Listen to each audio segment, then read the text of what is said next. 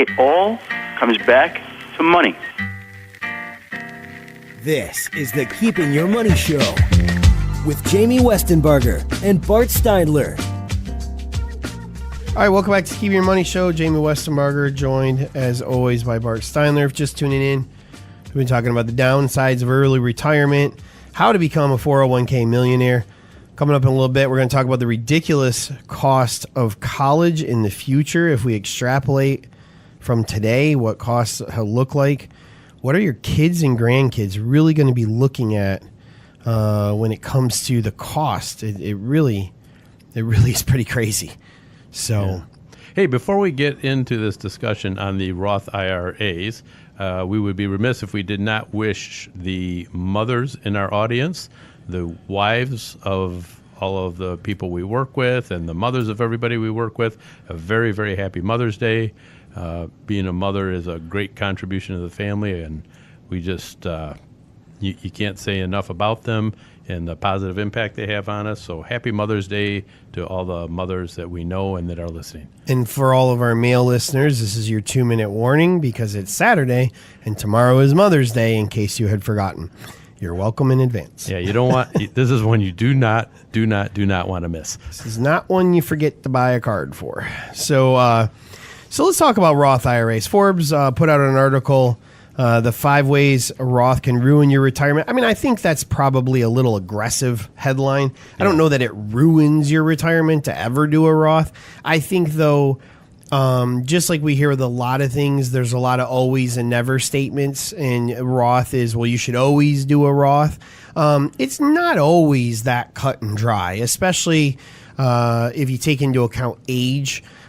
We see a number of people a couple years before they're going to retire start asking about Roths, and sometimes the math just doesn't work. You know, you don't have the years of compounding and accumulation to make up for the taxes you're going to pay up front. It just may not make sense. Yeah, and one thing that people come and ask us about a lot is if they should do a Roth conversion. And what a Roth conversion is you have your money in an IRA, and you're maybe 60 years old, and you want to have some of your retirement money in a Roth because you can draw it without causing a taxable situation in retirement. So they look at taking maybe $100,000 or $200,000 of their IRA and converting it into a Roth. And when you do that, you pay the taxes now. Mm-hmm. Okay, so let's say you're at a 25% tax bracket and you convert $200,000. You're going to have to come up with $50,000 to pay taxes.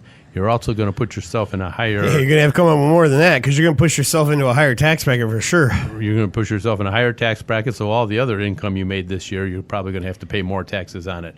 Now, it's unlikely that the benefits further down the road are going to equal that amount. Mm-hmm. And it certainly is not... It can, but it's not as for certain. We don't know exactly, what the growth of that Roth is going to be in the future. If we have some very mild growth years going forward, then, the tax savings, may not be that significant. Well, you really have to look at what your income situation is today and what your income situation looks like in the future. One of the biggest things I hear all the time, which I just think is so misleading, is, well, of course, taxes will be higher in the future than they are today. Okay. I would say true from a standpoint of baseline income taxes will most likely be higher in the future than they are today. We have a ton of debt. The country's got to do something about it, okay? Right. But the thing that we're ignoring in that scenario is you already make income today. So you already make, say, $150,000 a year. To now convert your IRA to a Roth, you are adding that to your income, which means you're now effectively paying taxes on that money you're going to convert at the $350,000 income threshold. You will never make $350,000 in retirement. So you got to make sure you're comparing apples to apples. Will the $60,000 tax bracket today be lower than it is in the future? Yes. Will the $60,000 tax rate in the future be higher than the $200,000 tax rate is this year? I don't know. That's kind of a crapshoot, really. Yeah. And that's the problem with, especially with like Roth conversions. there's so many unknowns. You're taking a guaranteed hit today based on possibilities of the future. Now, if you can afford it and you can do it, then great. One of the things that I always look at is if somebody can pay the taxes out of money that's not part of the conversion, then maybe that in itself starts to look like a good possibility, right? Mm-hmm. But if you're converting 200,000 and expecting to take 50,000 out of that to pay the taxes for that, you're missing everything, And I mean, we hear people say stuff like that. I'm like, no, that's a terrible idea. So where the Roth does make more sense is if you are younger and you have the option of putting the money away in a Roth or a 401k. Mm-hmm. Then, or if there's a Roth option inside your 401k, that has a lot more promising outcome than converting it later on. Yep. I will tell you one of the biggest mistakes I see people make in Roths is their lack of investing comprehension and decision making. Mm-hmm. They do not want to lose money in their Roth. They already paid the taxes on it. The only way this works is if I make money, right? Right. And they become too conservative in that investment portfolio, which actually negates all of the benefits of why they did what they should do in it. You should not invest that more conservatively. If anything, there could be an argument, especially if you're younger, to take some of your flyers in your Roth account. Because if you hit a home run, with no additional taxes, Yeah. I was reading a book by an entrepreneur out in California, and he made the comment that he rarely does Roth accounts because he has to convert. So he pays taxes twice to be able to do it. And he said, but when he does, it's whenever he sees some really exciting up and coming kind of like, what you would call kind of a speculative stock. And he says, maybe I throw a couple grand into it, but man, if that turns into the next whatever, I might have just made 3,000% return with no taxes. That's pretty sweet, Yeah. But don't be conservative in it. I mean, you have to earn the equivalent of the rest of your portfolio in return percentages to justify paying all those taxes on that in the first place. We talked about paying, if you're getting close to when you might actually withdraw it, it's probably not going to make sense. The other thing is taking it out too fast. One of the best benefits of having a Roth is being able to decide in retirement how to draw income out. So mixing up your taxable, your Roth, your tax deferred, so that you can come up with kind of the perfect soup, if you will, of withdrawals to minimize your taxes as much as possible. Sometimes we see people the year they retire, they just want to start drawing out of the Roth because they don't want to pay taxes. Well, short term, that feels great. But long term, it really doesn't benefit you as much as if you were intelligently looking to withdraw it over time. That's right. And one other thing this article mentions, if you don't have the discipline to not take the money out. So with your regular 401k or your regular IRA, if you take the money out before 59.5, you're going to pay a 10% penalty. Not so with the Roth. Well, if that penalty is the discipline you need not to take that money out early, then you're better off keeping it in the IRA or 401k. And if that lack of penalty is going to cause you to take the money out of your Roth that you're saving for retirement and spend it on something else, then the benefits of the Roth are going to be negated. Yeah, I'm like cautious to even mention this in case people don't already know it. But one of the features of the Roth is you can take out the contributions you put into it without penalty.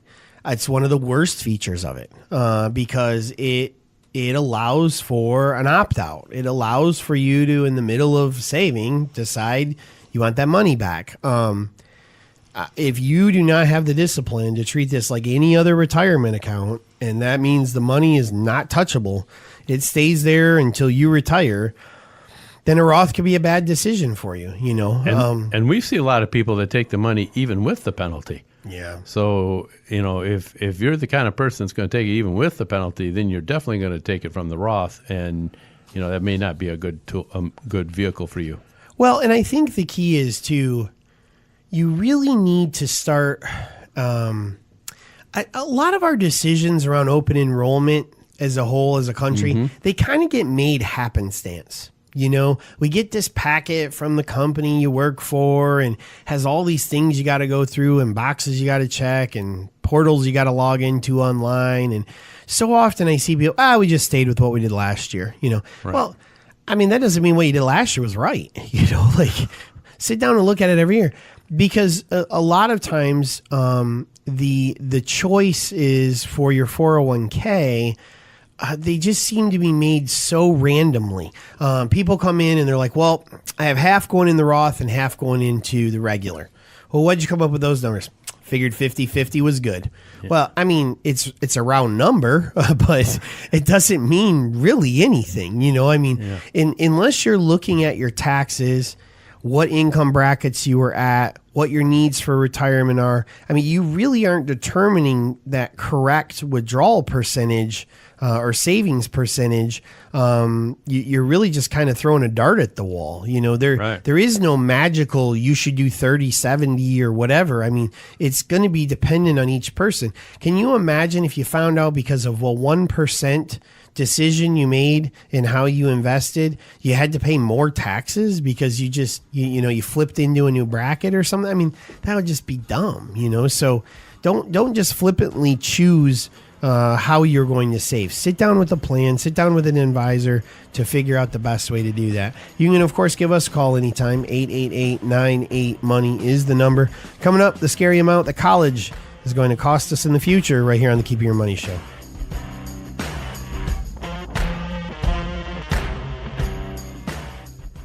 There's no one-size-fits-all when it comes to planning your future. Jamie, Bart, and all of the advisors at the Keeping Your Money Show understand that your financial goals are unique and your needs are going to change at varying stages of your life. Our team of advisors can help you tailor a financial plan that meets your unique needs. Call us today at 1-888-98-MONEY or visit keepingyourmoney.com to schedule your free initial consultation.